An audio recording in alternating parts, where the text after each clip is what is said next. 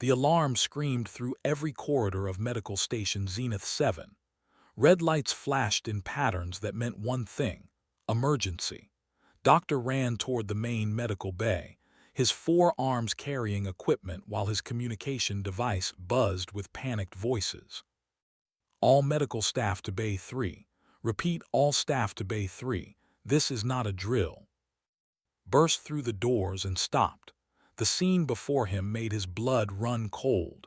Ambassador lay unconscious on a transport bed, his skin pale and his breathing weak. But that was not what made everyone freeze. Next to the ambassador stood a. The creature was massive, nearly twice the height of a grown human and 4 times as wide. Its body was covered in thick scales that looked like black armor. 6 eyes, each the size of a fist, scanned the room with sharp intelligence. Its mouth held teeth that could tear through steel. 4 legs, each ending in claws that scraped the metal floor, held its weight. A long tail swept back and forth, knocking over equipment with each movement. Blood dripped from a wound in the creature's side. More blood stained its claws and mouth, but there was not attacking. It stood over the ambassador like a living shield, watching every person in the room. "Nobody move," whispered. His voice was barely loud enough to hear. "Bond with one being for life. It thinks we want to hurt the ambassador." A young nurse named took a step forward with medical supplies. The eyes locked onto her. A sound came from deep in its chest, a rumble that shook the walls. Dropped her supplies and ran back. "We have to help the ambassador," another doctor said. His name was, and he had worked on the station for 10 years. "He will die if we do nothing." "We will all die if that thing attacks," someone else replied. Studied the situation. The ambassador had been injured in a shuttle accident. The automated distress call said there were 2 survivors. Now understood. The ambassador and his had both been hurt. The creature had probably protected the ambassador during the crash. Now it would not let anyone close. "Get security," ordered, "and contact commander, tell him we have a situation." Within minutes, security forces arrived. They wore heavy armor and carried weapons that could stop most creatures, but they stopped at the door when they saw the. "Sir, those things are from 9, the security chief said. His name was, and he was a warrior, trained for combat. "That planet is rated Class 10 dangerous. Nothing lives there except apex predators." "I know what it is," snapped. "Can you stop it?" Looked at the creature and slowly shook his head. "Our stun weapons will not work through those scales. Lethal force might work, but it might not. And even if we kill it, we create a war with the Empire. They love these beasts more than their own children. So we do nothing. We watch the ambassador die." "I did not say that. I said we cannot use force." Commander arrived. He was tall even for a, with silver markings that showed his rank. He looked at the scene through the observation window and made a sound of frustration. "Options," he demanded. "We tried approaching," said. "The threatened us.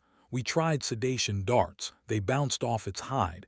We tried speaking to it. It does not understand our languages." "What about containment? Seal the room and pump in sleep gas." "The room's environmental controls are damaged. We cannot control the air. And even if we could, we do not know if sleep gas works on. Nobody has ever tested it." Watched through the glass. The creature was packing now, moving back and forth but always staying between its bonded companion and the door. Its wound was bleeding more. The ambassador's breathing was getting worse. "This is impossible," said. "We have the best medical technology in the galaxy. We have trained security forces. We have protocols for every situation. But we are stopped by one animal." "Not just any animal," said. "Are one of the most dangerous creatures known. They raise them from birth, and even they lose handlers every year. No other species has ever controlled one." A young security officer raised her hand. Her name was Petra, and she was human, one of the species to join the Galactic Union. "Sir, what about the vet?" Everyone turned to look at her. "What vet?" asked. The human vet, Dr. Martinez. He works in the animal medical section. Silence filled the corridor. Several aliens exchanged looks. The idea seemed crazy. An animal doctor said, "What can he do? Humans have been in space for only 20 years. They know nothing about." "True," Petra said, "but humans know about dangerous animals. Earth is full of them. Dr. Martinez told me once that he grew up around predators. He worked with creatures that could kill a person in seconds." "Earth predators are nothing compared to us," said. "Maybe," Petra replied, "but right now we have no other ideas." Thought for a long moment. Every second that passed brought the ambassador closer to death. This wound was getting worse too. Soon, both would die, and then the creature would probably go into a rage and destroy everything in its path before it fell. "Get this Dr. Martinez," finally said. "We have nothing to lose." Petra ran down the corridor. The others waited and watched. The had stopped packing. It lay down next to the ambassador, but its eyes never closed. It watched the door, waiting, protecting. Inside the medical bay, the ambassador's vital signs dropped lower. His hearts were failing. Time was running out. "If this human gets killed, it will be on my record," muttered. "If we do nothing, the ambassador dies and the Empire blames us anyway," replied. "At least this way we tried something." This breathing was heavy now. It was tired, hurt, scared, but it would not leave its bonded companion. Even as its own life faded, it kept watch. This was what did. They bonded once in their life, and they protected that bond until death. Footsteps echoed in the corridor. Petra returned with a human male. He was not particularly tall or strong-looking. He wore simple medical clothes, and his dark hair was slightly messy. He carried a small bag of supplies. "This is Dr. Jake Martinez," Petra said. Jake looked through the observation window at the... He did not speak for a moment. He just watched. Then he turned to Commander. "Tell me everything," Jake said. His voice was calm, not scared, not excited, just calm. They explained the situation. The crash, the injuries, the protection of its companion, the failed attempts to help. Jake listened and nodded. Then he asked questions. What had they tried? How did they react? What was its body language saying? "Body language?" asked. "It is an animal, it has no language." Jake smiled slightly. "Everything has language, you just have to know how to read it." He watched for several more minutes. The creature was lying down now, but still alert. Its tail wrapped around the ambassador's transport bed. Its eyes tracked every movement outside the glass. "It is not being aggressive," Jake finally said. "It is scared." "Scared?" laughed. "That thing is a killing machine. It is not scared of us." "Yes, it is," Jake said firmly. "Look at its posture. Look at how it positions itself. It is trying to make itself look bigger than it is. That is a defense mechanism. It is hurt, tired, and worried about its friend. It thinks we are threats. That is why it will not let us close." "So what do we do?" asked. Jake looked at the commander. "You let me go in there, alone. No weapons, no threats, just me." The corridor erupted in protests. Every alien voice said it was suicide. Humans were too new to space, too inexperienced, too weak to handle a... Jake waited for the noise to die down. Then he said something that would be remembered on the station for years. "I am not going in there to fight it. I am going in there to help it. There is a difference." Commander stared at the human for a long moment. Then he made a decision that would change everything. "Do it." Jake stood at the medical bay doors and prepared himself. Behind him, every alien on the station watched through the observation window or through security cameras. Some thought he was brave. Others thought he was insane. Jake thought he was just doing his job. "What do you need?" Commander asked. Jake turned to face the group of nervous aliens. "First, I need everyone to step back from the windows. No weapons visible, nothing that looks threatening.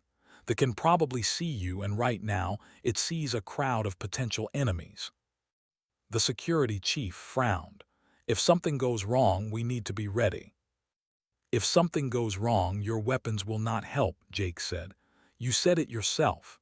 Your stun weapons do not work on it, and if you use lethal force, you start a war. So let me try my way. Reluctantly, the security forces moved back. Jake could still feel their presence, but at least they were not visible from inside the medical bay. Second, I need the lights dimmed. Not off, just lower. Bright lights make animals nervous. Doctor made a gesture and the lights in the medical bay decreased. The head lifted, noticing the change. Third, I need anything that belongs to the ambassador. His clothes, his belongings, anything with his scent. A nurse brought a bundle of robes that had been removed from the ambassador during the initial examination. Jake took them and held them to his nose. The smell was strange, like metal and something else he could not identify. But to this would smell like safety, like home. Fourth, I need food. Raw meat if you have it, fresh, not frozen. We have protein synthesizers, said. That will not work. I need real meat, from an actual animal. We have emergency rations, preserved beef for the security team. That will have to do, bring it. A security officer ran to get the food. Jake used the time to study them more carefully. The creature had 6 eyes, which meant it could see in nearly all directions. Its scales were thick but had gaps where they overlapped, probably to allow movement. The wound in its side was in one of those gaps. The claws on its feet were retracted now, not extended. That was good. It meant it was not preparing to attack. The meat arrived in a container. It was not fresh, but it would work. Jake added it to his supplies. Last thing, Jake said. I need everyone to be quiet. No sudden movements, no loud noises, just watch and wait. How long will this take? Asked. Jake looked at then at the dying ambassador. As long as it takes, could be minutes, could be hours. The ambassador does not have hours. Then I better move fast. Jake walked to the medical bay doors. His heart was beating fast, but his hands were steady. He had done this before, not with aliens, but with dangerous earth animals. Tigers, bears, crocodiles. Each one could have killed him, but each one had been scared, hurt, or confused. If you understood that, if you respected it, you could usually find a way through. The doors opened. Jake stepped inside. The doors closed behind him with a sound that seemed too loud. The 6 eyes locked onto him immediately. The creature's body tensed. The rumbling sound started again, deeper than before. Jake could feel it in his chest. He did not move toward the creature. Instead, he sat down on the floor about 10 feet from the door. He was now at this level, not standing over it. He placed the ambassador's robes beside him and set the container of meat in front of him. The watched, its tail moved slowly from side to side. Its eyes never blinked. Jake opened the container of meat. The smell filled the air. He took a piece and examined it, then brought it to his mouth and took a bite. It was tough and tasted strange, but he chewed and swallowed. This was an old trick from Earth. Animals watched what you ate. If you ate something first, they knew it was safe. It showed you were not trying to poison them. The eyes followed every movement. Its head tilted slightly, confused. Every other being that had entered this room had approached with confidence or fear. This human showed neither. He just sat there eating. Jake took another bite, then pushed the container slowly across the floor toward not all the way, just a few feet. Close enough to be an offer, far enough to not be a threat. I know you are scared, Jake said quietly. His voice was low and calm. I know you are hurt, and I know you are worried about your friend. They did not understand the words, but the tone of voice mattered. Jake had learned this from working with animals. They might not know your language, but they knew fear, anger, or calm when they heard it. I am not here to hurt either of you. I am here to help. Minutes passed. Jake sat still. The watched, neither moved. Behind the observation window, aliens whispered to each other. Some thought nothing was happening. Others pointed out small changes. This tail had stopped moving. Its breathing was slower. The rumbling had stopped. Jake continued talking. He told about Earth, about animals he had known, about a dog he had as a child. The words did not matter. The sound did. Calm, steady, non-threatening. More time passed. Jake checked his watch without making sudden movements. 30 minutes since he entered. The ambassador's condition was getting worse. He could see the monitors from where he sat. The vital signs were dropping. He needed to move faster. Jake slowly reached for the container of meat and pushed it a little closer to the... Then he picked up the ambassador's robes and held them where the creature could see them. He let the fabric move in the air, spreading the scent. The nostrils flared. It recognized the smell. Its body relaxed slightly. "That is right," Jake said softly. "This is his, you know this smell. He is important to you. He is important to me too. I want to help him." Jake moved the robe slowly toward the meat container. He was creating an association. The ambassador's scent plus food equals safety. The watched every movement. Finally, after what felt like forever, it moved. Its massive body shifted, and it reached out one clawed hand toward the container. It took a piece of meat and ate it quickly, never taking its eyes off Jake. "Good," Jake said. "That is very good." He waited a moment, then took another piece of meat himself. Took another piece. They were sharing food. In many Earth cultures, and Jake suspected, in many alien ones too, sharing food was a sign of trust. Finished the meat in the container. Its eyes were still locked on Jake, but the tension in its body had decreased. It was no longer seeing him as a threat, not yet a friend, but not an enemy either. Jake slowly stood up. His body tensed again, but it did not attack. Jake picked up the ambassador's robes and began to walk slowly, not toward but toward the side of the room. He was moving in an arc, giving the creature space. "I need to check on him," Jake said, gesturing toward the ambassador. "He is hurt, like you are hurt. I can help both of you, but you have to trust me." Step by step, Jake moved closer to the transport bed. Tracked every movement but did not attack. Its tail twitched. Its claws scratched the floor, but it did not move from its position.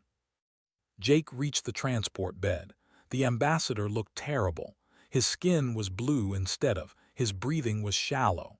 The monitors showed his hearts were barely functioning. Jake placed his hand on the ambassador's wrist, checking his pulse. It was weak.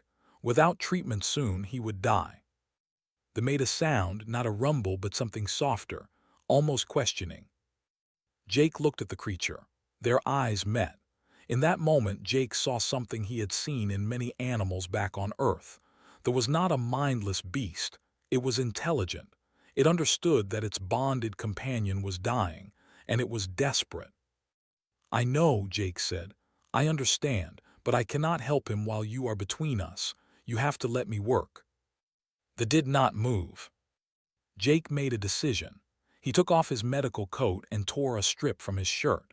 The fabric ripped loudly in the quiet room. He folded the strip and pressed it against one of the ambassador's visible wounds. Blood soaked into the cloth immediately, but Jake kept pressure on it. He was helping. They could see that. He was using his own clothing to stop the bleeding. The creature's eyes moved from Jake to the ambassador and back to Jake. Its head tilted again. Jake kept working. He tied the cloth in place, then checked the ambassador's other injuries. He pulled out a small medical scanner from his pocket and ran it over the ambassador's body. The readings were not good. Internal bleeding, organ damage, broken bones. "He needs surgery," Jake called out toward the observation window. "He needs it now." Doctor's voice came through a speaker. "We cannot operate while that creature is in the room."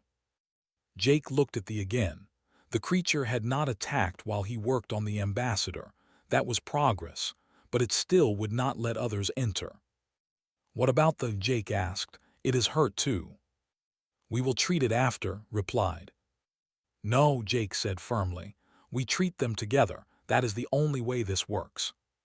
He turned to face the directly. The creature was watching him with all 6 eyes. Its wound was bleeding more now. It was getting weaker. Jake pointed at the wound, then at himself, then at the medical supplies near the door. He made the gestures slow and clear. The looked at its own wound, then at Jake, then at the dying ambassador on the bed. It was making a choice. Trust this strange being or watch its bonded companion die. Slowly, very slowly, the lowered its massive body to the floor. It turned slightly, exposing its wounded side to Jake. It was a gesture of submission, of trust, something that even handlers said took years to achieve with a. Jake had done it in less than an hour. He signaled to the observation window. Get doctor and a medical team in here. Now, we do not have much time. Medical bay doors opened slowly. Doctor entered first, followed by 2 nurses and another doctor. They carried equipment and supplies, but their movements were careful and quiet. Behind them, a human nurse named Lisa volunteered to assist. Lisa was young but experienced. She had worked with Jake before in the animal medical section. She trusted him completely. The eyes tracked each person who entered. Its body remained on the floor, but its muscles were tense, ready to spring up if needed.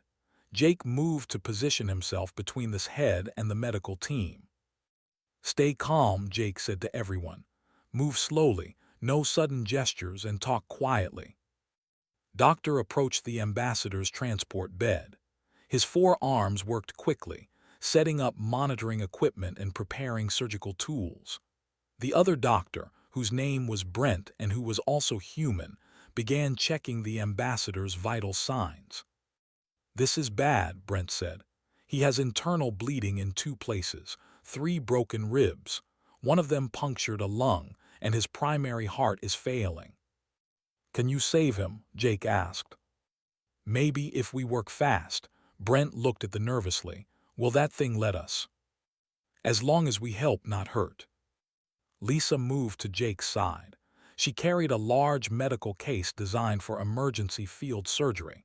What do you need? We need to treat the first, Jake said, or at least stabilize it. If we focus only on the ambassador and ignore the creature's wound, it will think we do not care. It might decide we are a threat after all. But the ambassador is dying, protested. So is we do both at the same time. Jake knelt beside this wounded side. The injury was worse than he had thought. A piece of metal, probably from the shuttle crash, was embedded deep in the flesh. The scales around the wound were cracked and peeling. Blood oozed steadily from the gap. Infection had already started. Jake could see the discoloration around the edges of the wound. On Earth, this kind of injury would kill an animal in days. Maybe the was stronger, but it was still in danger. Lisa opened her case and pulled out scanning equipment. She ran it over the wound without touching the creature. The watched her but did not move. The metal piece is lodged against something hard, Lisa said, reading the scanner. Probably bone or a bone-equivalent structure. Removing it will cause severe bleeding. We need to remove it anyway, Jake said. The infection will spread if we leave it. He placed his hand gently on this neck just above the scaled ridge. The creature's skin was hot, fever. That confirmed the infection. I need antibiotics, Jake said, strong ones and something for pain. Looked doubtful. We do not have medications tested on. We do not even have biological data in our medical database. Anything we give it could be poison. Or it could save its life. Jake thought quickly. He had studied alien biology since arriving at the station, but he was no expert. However, he did know Earth biology very well, and he knew that certain principles applied across species. Predators from harsh worlds developed similar traits: tough immune systems, high pain tolerance, efficient healing. Give me the antibiotics you use for, Jake said. There is rated Class 8 dangerous, almost as bad as the planet. Their biology might be similar enough. Might be, asked, you want to guess? I want to give it a chance. Lisa and Jake exchanged looks. She nodded slightly. She trusted his judgment. Do it, she said too. The doctor made a sound of frustration, but pulled out the requested medication. He handed it to Jake along with an injector designed to pierce tough skin. Jake showed the injector to the creature's eyes focused on it, its tail twitched. It recognized the shape of a weapon. "This will help you," Jake said quietly. "It will hurt for a moment, but then the pain will get better." He placed his free hand on the neck again, maintaining contact. Then, with a smooth motion, he pressed the injector against the creature's shoulder and activated it. The jerked and made a sound that shook the room. Its claws extended. Its tail slammed against the floor. For a moment, Jake thought he had made a terrible mistake. But the creature did not attack. It looked at Jake with all 6 eyes, confused and hurt, but it did not attack. "I know," Jake said softly. "I know, but it will help, I promise." Minutes passed. The medication would take time to work. While they waited, Jake prepared to remove the metal shard. He would need to move fast once he started. The bleeding would be severe. Across the room, Doctor and Brent worked on the ambassador. They had stabilized his breathing and stopped the external bleeding. Now they needed to operate to fix the internal damage. But that would take hours, and they did not have hours. "We need to put him in stasis," said. "It is the only way to keep him alive long enough for proper surgery." "Then do it," Jake replied. They activated the stasis field. The ambassador's body began to glow with a faint blue light. His vital signs on the monitors dropped to near 0, but that was normal. Stasis slowed everything down. Time, damage, death. Inside the field, minutes would pass like seconds. The saw the blue light and reacted. It tried to stand, to reach its bonded companion. Jake quickly moved to block it. "No, no," he said firmly. "He is okay. This is helping him. Look, he is still breathing. His heart is still beating. We are just slowing things down so we can fix him properly." They did not understand the words, but Jake's tone and body language were clear. Not a threat, still helping. The creature settled back down, though it kept its eyes on the glowing stasis field. "Lisa, I need you here," Jake said. The human nurse moved to his side. Together, they examined the metal shard in this wound. "I will pull it out," Jake said. "You need to be ready with the clotting gel and bandages. The second it is out, we seal the wound. Understood?" "Understood." Jake positioned his hands around the shard. It was slick with blood and infection. He would need a firm grip. He placed his other hand on the side, feeling the creature's breathing. Fast, shallow, scared. "I am sorry," Jake whispered to "This is going to hurt." He pulled. The shard came free with a wet sound. Blood poured from the wound immediately. The roared, a sound so loud that it set off alarms throughout the station. Its body convulsed. Its tail swept across the floor, hitting equipment and sending it flying. But Jake did not let go. He kept his hand on the creature's side, keeping contact. Lisa moved in instantly with the clotting gel, spraying it directly into the wound. The gel hardened on contact with blood, forming a temporary seal. "Bandages," Jake ordered. Lisa wrapped medical tape around this body, securing the wound. It took all of her strength to pull the tape tight enough. The creature's body was massive and constantly moving. It was making sounds Jake had not heard before. Not aggressive rumbles, but something else. Pain, distress, almost like crying. Jake moved to the creature's head. He placed both hands on its scaled face, making eye contact with all 6 eyes. "I know," he said. "I know it hurts, but it is done. The worst part is over." Slowly, the movements calmed. Its breathing was still fast, but the panic was fading. Jake's hands on its face seemed to ground it, to remind it that it was not alone. "Good," Jake said. "You are so brave, so strong." Lisa stepped back and looked at their work. The bandages were holding. The bleeding had stopped, but the wound was severe. Even with treatment, there was no guarantee that it would survive. "We need to monitor it closely," she said. "That medication could still cause a bad reaction." "Then we watch," Jake replied. He sat down on the floor next to this head. His hands never left the creature's face. The eyes closed halfway, a sign of exhaustion, but it stayed awake, still watching the stasis field where its bonded companion lay suspended in blue light. Hours passed. The station's artificial night cycle began, dimming the lights further. Doctor and his team worked continuously on the ambassador inside the stasis field, making repairs at a slowed time rate that gave them precision. Jake remained with the. Lisa brought him water and food, but he barely touched them. His focus was on the creature. Every few minutes he checked its breathing, its temperature, its wound. The infection was still there, but it was not spreading. The antibiotics were working. "You should rest," Lisa said during one of her checks. "I am fine." "Jake, you have been awake for 20 hours. So has everyone else." Lisa sat down beside him. The eyes tracked her movement but showed no aggression. It was getting used to her presence. "What you did today," Lisa said quietly.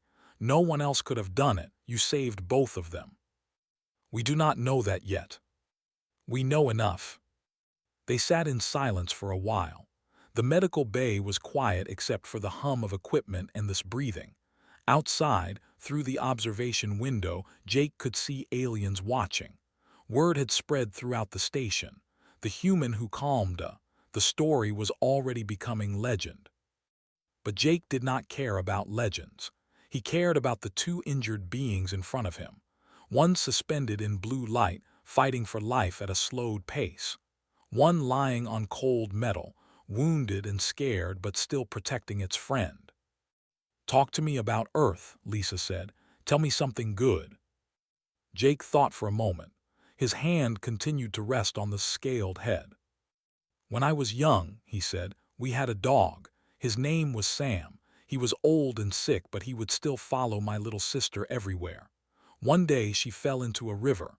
Sam jumped in after her. He could barely swim anymore, but he did not care. He pulled her to shore and then collapsed. We thought he was going to die." "Did he?" Lisa asked. "No, we got him to a vet. Just like this, we sat with him for hours, just being there, letting him know he was not alone, and he recovered, lived another 3 years." "Is that why you became a vet?" Jake smiled slightly. "Part of it. I learned something that day. Sometimes the medicine is not enough.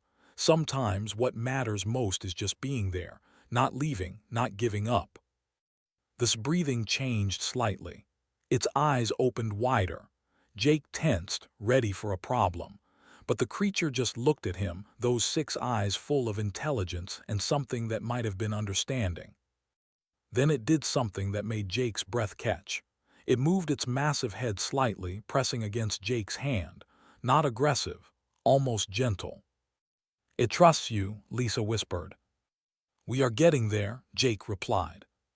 Across the room, Doctor approached. His expression was tired but satisfied. "The ambassador is stable," he said. "We repaired the internal damage. He will need to stay in stasis for another 6 hours, but he will live." Jake felt relief wash over him, and looked at the creature with new respect. "The infection is responding to treatment. Its vital signs are improving. I think it will survive." "You think?"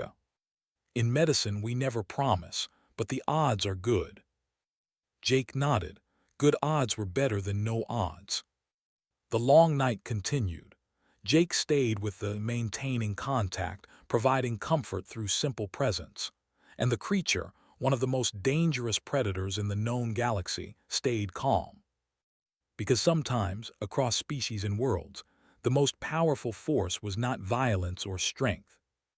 It was trust. 3 days passed. The medical bay had transformed from a place of crisis to a place of recovery. The whom Jake learned was named, remained in the bay but was no longer a threat. It lay quietly near the stasis field, watching over Ambassador with unwavering loyalty. Jake had barely left the medical bay during those 3 days. He slept in short bursts on a cot that Lisa had brought in. Every few hours he checked wound, changed the bandages, and administered medication. The infection was gone. The wound was healing. They was going to survive. On the morning of the fourth day, Doctor approached Jake with good news. "We are ready to bring the ambassador out of stasis," he said. "His body has healed enough. He should wake up within an hour of deactivation." Jake looked at. They had been patient, but Jake could see the stress. The creature barely ate. It did not sleep properly. It stayed focused on the blue glow of the stasis field, waiting for its bonded companion to return. "How do you think we'll react?" Lisa asked. She had stayed close to Jake throughout the ordeal, helping with both patients. "I do not know," Jake admitted. "When the ambassador wakes up, might be relieved, or it might be aggressive because it does not understand what happened." "Should we sedate it?" suggested. "No, has been through enough. We need to let this happen naturally." Commander entered the medical bay.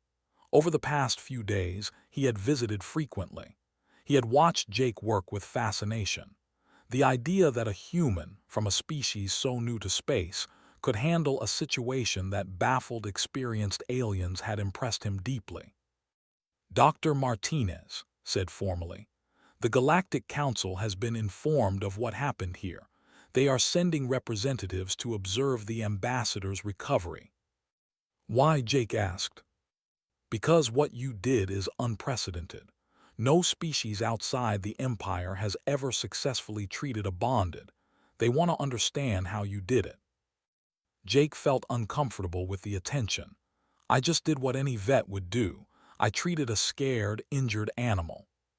"Perhaps," replied, "but you did it with a creature that most species consider untouchable. That means something." The stasis field deactivation began. Doctor and Brent worked the controls carefully. The blue glow around Ambassador started to fade. His vital signs on the monitors began to increase from their nearly frozen state to normal levels. Noticed immediately, this head lifted, its eyes fixed on the Ambassador. A sound came from its throat, not aggressive but questioning, hopeful. Jake moved to his side and placed his hand on the creature's neck. "It is okay. He is waking up. Your friend is coming back." The stasis field disappeared completely. Ambassador lay on the transport bed, his skin slowly regaining its normal color. His eyes were still closed, but his breathing was strong and steady.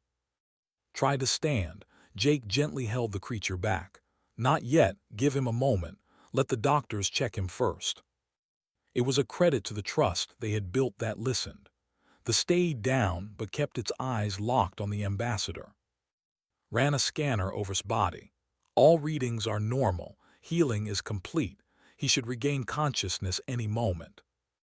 They waited. The room was silent except for the beeping of monitors.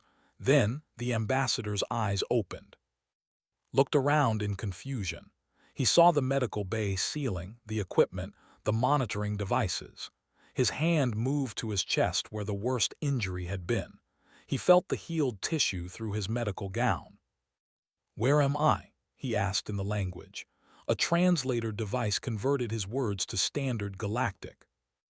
"You are on medical station Zenith 7, said. "You were in a shuttle accident. We brought you here for treatment." His eyes widened. He sat up suddenly, looking around in panic. "Where is?" Responded instantly. They made a sound that Jake had not heard before. It was high-pitched, almost like a cry of joy. The creature tried to stand again, and this time Jake let it. "Is here," Jake said. "He is safe."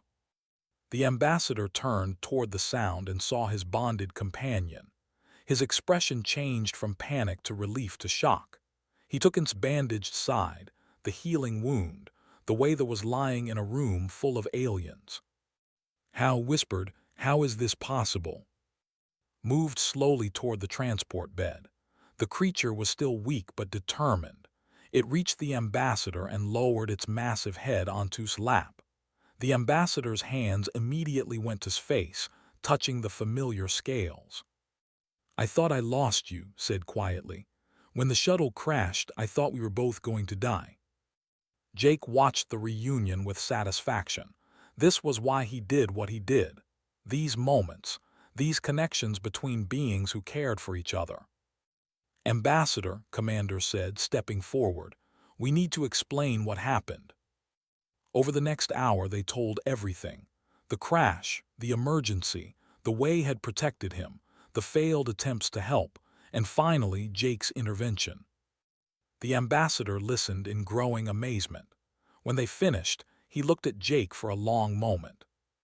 You entered a room with an injured aggressive, said, alone, unarmed, knowing that one wrong move could kill you. Yes, sir, Jake replied simply. Why? Because both of you needed help, and I was the only one who could give it. Shook his head slowly. I have been bonded with for 20 years. I raised him from birth. It took me 3 years before he would let anyone else touch him. You did it in less than 2 hours. I knew I was trying to help. Fear and pain cross all language barriers. So does compassion. The ambassador looked down at, who was still resting his head on his lap. Among my people, we have a saying. The measure of a species is not in what they conquer, but in what they protect. He stood slowly, still weak but determined.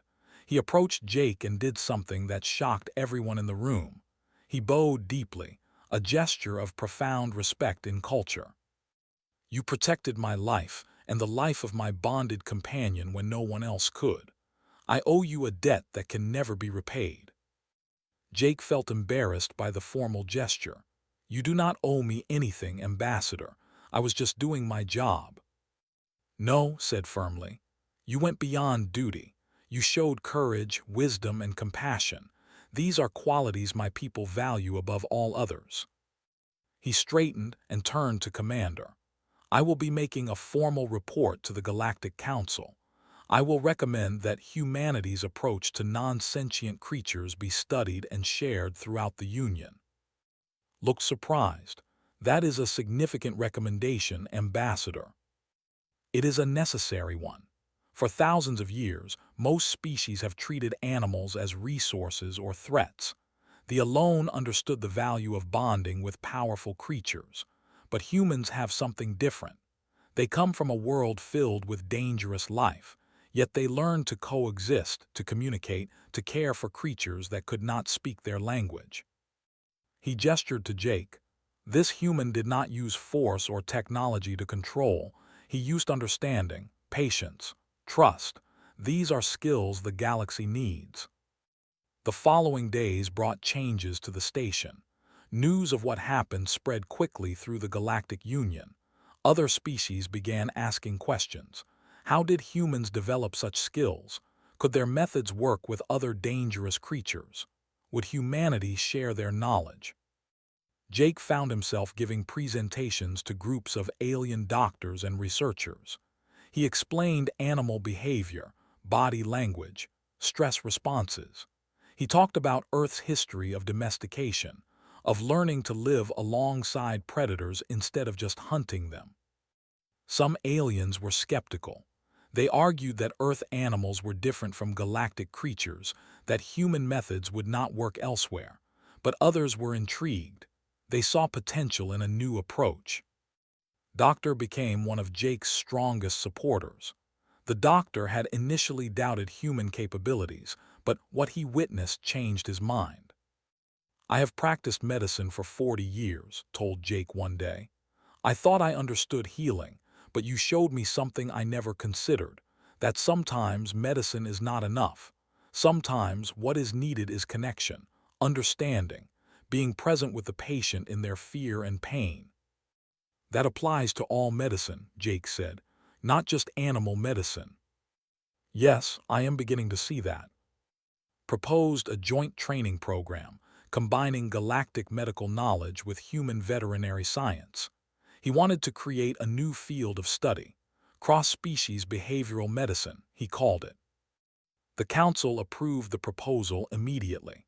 Medical stations across the Union began requesting human veterinary specialists. The position that had seemed frivolous when humans first joined the Galactic Union was now in high demand. On his last day at the medical bay before transferring to a new assignment, Jake visited one final time. that was fully healed now, strong and alert.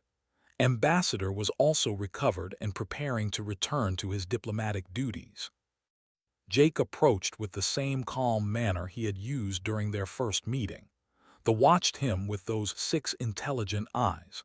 Then it did something that made everyone watching gasp. Lowered his massive head and gently pressed it against Jake's chest. This was a gesture reserved for family members, a sign of deep trust and affection. Jake placed both hands on his head, feeling the warm scales under his palms. "You are a good friend," he said quietly. "Take care of your person, and let him take care of you." Made a soft rumbling sound, not threatening, almost like a purr. Ambassador approached. "Dr. Martinez, I want to give you something." He held out a small metal medallion. It was engraved with symbols Jake did not recognize. "This is an honor, we call it. In your language, it means speaker to the silent. It is given to those who bridge the gap between species, who understand without words." Jake took the medallion carefully. It was heavy and warm. "I am honored, Ambassador." "You should be. In 5,000 years of history, this honor has been given only 17 times. You are the 18th, and the first non-ever to receive it." They shook hands in the human manner, then clasped arms in the way. 2 species, 2 ways of showing respect. As Jake left the medical bay, Lisa walked with him. "So what now?" she asked. "Now I go where I am needed." "That could be anywhere in the galaxy." Jake smiled. "That is the idea."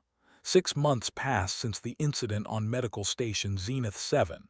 In that time, Jake Martinez became one of the most requested specialists in the Galactic Union.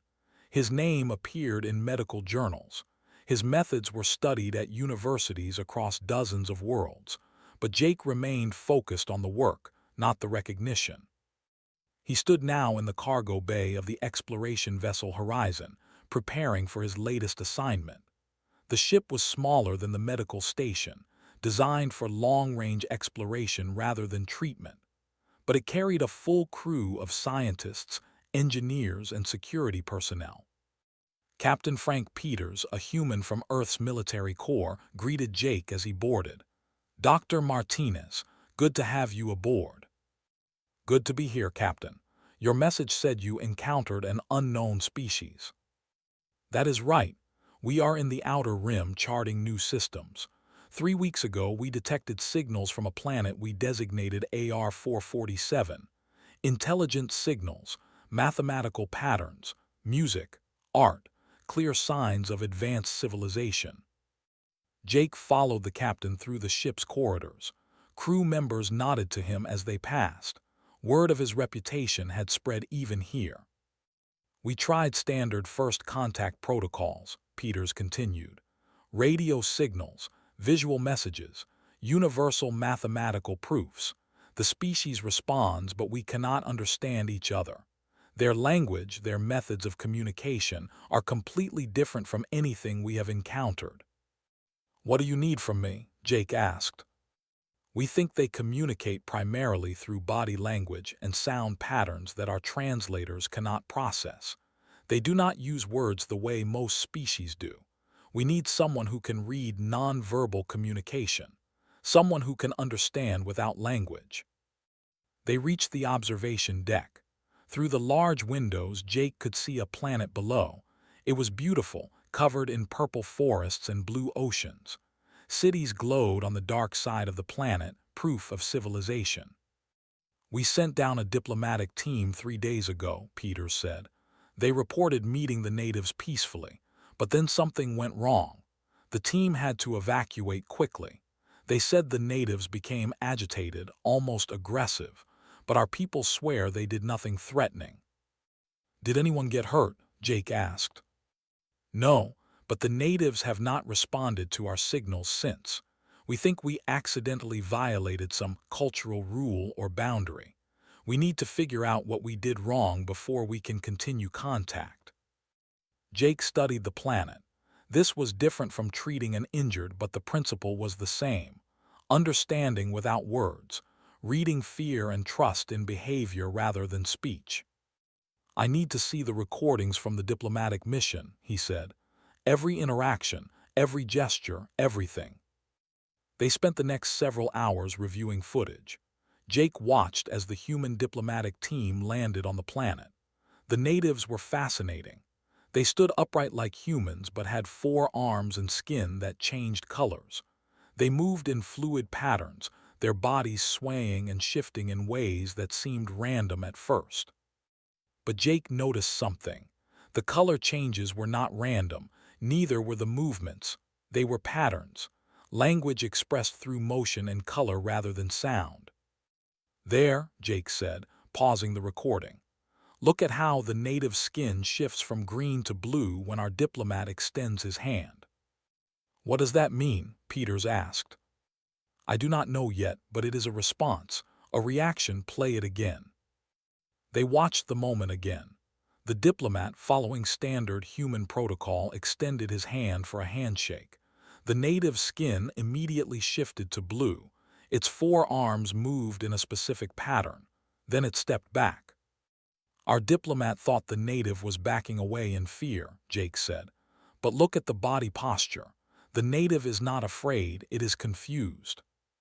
"Confused about what?" "About the gesture. We extend hands to show we are unarmed, to offer friendship. But to them, that gesture might mean something completely different." Jake spent 2 more days studying the recordings and researching similar cases from Earth history. He found parallels in how different Earth cultures used body language. A gesture that meant hello in one culture could mean insult in another. Eye contact that showed respect in one place showed aggression in another. He prepared a plan and presented it to Captain Peters. "I want to go down to the planet," Jake said. "Alone, no weapons, no technology beyond basic communication devices. I need to approach them the way I approached, with patience and observation." "That is risky," Peters replied. "We know nothing about these beings. They could be dangerous." "Everything is dangerous until you understand it. But I do not think they want to hurt us. I think they want to communicate. We just have not learned their language yet." Peters considered it. Finally, he nodded. "You have my permission, but I am sending a security team to stay at the landing site. If anything goes wrong, they can extract you quickly." "Fair enough." The next morning, Jake descended to the planet in a small shuttle. The security team, led by a human officer named Chris Butler, established a perimeter near the landing zone. But Jake walked forward alone, carrying nothing but a small recording device and the medallion around his neck. The natives had been watching. 3 of them emerged from the purple forest, moving with that same fluid grace Jake had seen in the recordings. Their skin was currently a neutral color. Their 4 arms hung at their sides. Jake stopped walking when he was about 20 feet away. He did not approach further. Instead, he sat down on the ground, making himself smaller and less threatening. It was the same technique he had used with. The natives watched him. Their skin colors began to shift, to yellow to green. Jake watched carefully, trying to understand the pattern. One native took a step forward. Its skin shifted to blue, the same color from the recording when the diplomat extended his hand. Jake had a theory. He slowly extended his right hand, not in a handshake gesture but palm up, open, non-threatening. The native's skin immediately shifted to bright red. Its 4 arms moved in sharp, quick patterns. The other 2 natives stepped back. Red meant alarm. Jake had gotten that much wrong. He his hand slowly and placed both palms on the ground beside him. The native's skin color shifted from red to orange to yellow. The movement became less sharp. Yellow seemed calmer, less aggressive. Jake stayed very still. Minutes passed. The native watched him. Jake watched back, but not with direct eye contact. He had learned from working with Earth predators that direct eye contact could be seen as challenging. Instead, he looked at the native's body, observing the color shifts and arm movements. The native took another step forward. Its skin was now green, green with hints of yellow. It raised one of its four arms and moved it in a slow circle. Jake recognized the gesture from the recordings. The natives did this frequently when interacting with each other. It seemed to be a greeting or acknowledgement. Slowly, carefully, Jake raised his right arm and the circular movement. He made it as smooth and controlled as possible. The native's skin burst into bright purple. All four arms moved in complex patterns. The other two natives came forward, their skin also turning purple. Jake tensed, ready to run, but then he noticed something. The movements were not aggressive. They were excited, enthusiastic. Purple was joy. The natives surrounded him, keeping a respectful distance but clearly interested. Their skin shifted through colors rapidly. Purple, green, yellow, blue. Each color seemed to express a different emotion or idea. Jake spent the next 4 hours sitting with the natives. He did not try to speak. He did not make sudden movements. He just observed and occasionally their gestures. Slowly, a pattern emerged. Colors meant emotions. Arm movements meant concepts. Together, they formed a complex language that had nothing to do with sound. Red was alarm or danger. Orange was caution. Yellow was calm. Green was curiosity. Blue was confusion. Purple was joy or excitement. And there were dozens of other shades and combinations, each meaning something slightly different. By the end of the day, Jake could interpret basic messages. When a native's skin turned green and it moved its upper arms in a beckoning gesture, it was inviting him to follow. When skin shifted to yellow and arms moved slowly downward, it was saying everything was okay. He returned to the shuttle with pages of notes. The security team had watched everything through long-range cameras. "What just happened?" Chris Butler asked. "It looked like you were having a conversation, but nobody said anything." "We were having a conversation," Jake replied, "just not with words." Back on the horizon, Jake presented his findings to Captain Peters and the science team. He explained the color-emotion system and the gesture-concept combinations. Within a week, they had developed a basic translation guide. The second diplomatic mission was completely different from the first. This time, the team wore devices that could change colors to match native communication. They learned the arm gestures that meant greeting, question, friendship, and trade. The natives responded with enthusiasm. Their skin turned bright purple when they saw humans trying to speak their language. For the first time in Galactic Union history, a species was welcomed not because humans spoke better, but because they learned to listen better. News reached the Galactic Council. Ambassador, fully recovered and back at his post, made a formal speech. 300 species belong to the Galactic Union, he said. We share technology, we share knowledge, we share trade, but humanity has brought something new. They have shown us that communication is not just about words. It is about understanding, about patience, about being willing to sit in confusion until clarity emerges. The Council voted to establish the Human Veterinary and Behavioral Sciences Division.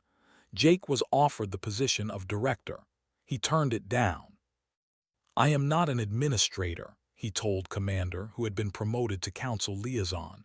"I am a vet. I work with creatures and beings who cannot speak our languages.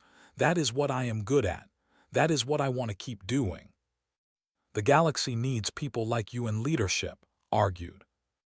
"The galaxy needs people like me in the field more," Jake replied. "Train others, teach them the methods, but let me keep doing the work." Smiled, which for a mint showing 3 rows of sharp teeth. "You are stubborn. I respect that." Lisa took the director position instead. She established training centers on a dozen worlds. Human vets and scientists taught alien students. Alien behaviorists and doctors taught human students. The exchange of knowledge flowed in both directions. Within a year, every major medical station and exploration vessel in the Galactic Union had a trained behavioral specialist. Beings who could read body language, interpret fear and aggression, and communicate without words. They called themselves, with pride, Speakers to the Silent. The title that Ambassador had given Jake became the name of an entire field. Jake continued his work, moving from crisis to crisis. He helped calm an injured space whale that had become tangled in a cargo net. He interpreted the distress signals of a silicon-based life form that nobody could communicate with.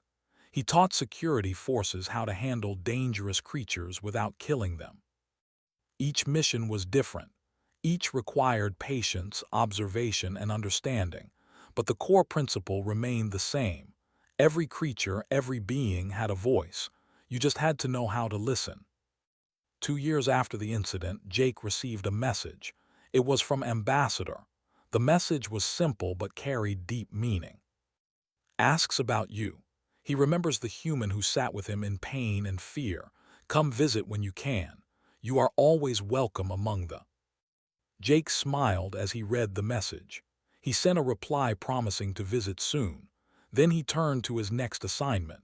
A colony ship had encountered a nest of creatures the miners thought were pests, but Jake suspected they might be intelligent. He needed to find out. As his shuttle departed for the colony, Jake looked out at the stars. Humanity had joined the Galactic Union as one of the weakest species. No great weapons, no powerful technology, no ancient wisdom. But they brought something else, something that came from living on Earth, a world filled with countless species, many dangerous, all unique. Humans had learned to coexist with creatures that did not speak their language. They learned to understand fear, trust, and communication beyond words. The galaxy was vast, full of mysteries and dangers, but also full of possibilities. Jake thought about the who had trusted him, about the color-speaking natives of AR-447, about all the creatures and beings he had helped over the past 2 years. Every one of them had taught him something. That fear was universal, that trust could be built, that communication went beyond language, that compassion was not weakness but strength. These were lessons humanity brought to the galaxy, and they were lessons that changed worlds. The shuttle entered hyperspace, stars blurring into lines of light. Jake settled into his seat and pulled out his notes on the colony situation. Another challenge, another opportunity to understand. He was ready. Because this was what humans did. They did not conquer, they did not dominate, they protected. They understood. They spoke to the silent and listened to those who could not speak. And in a galaxy of countless voices, that made all the difference.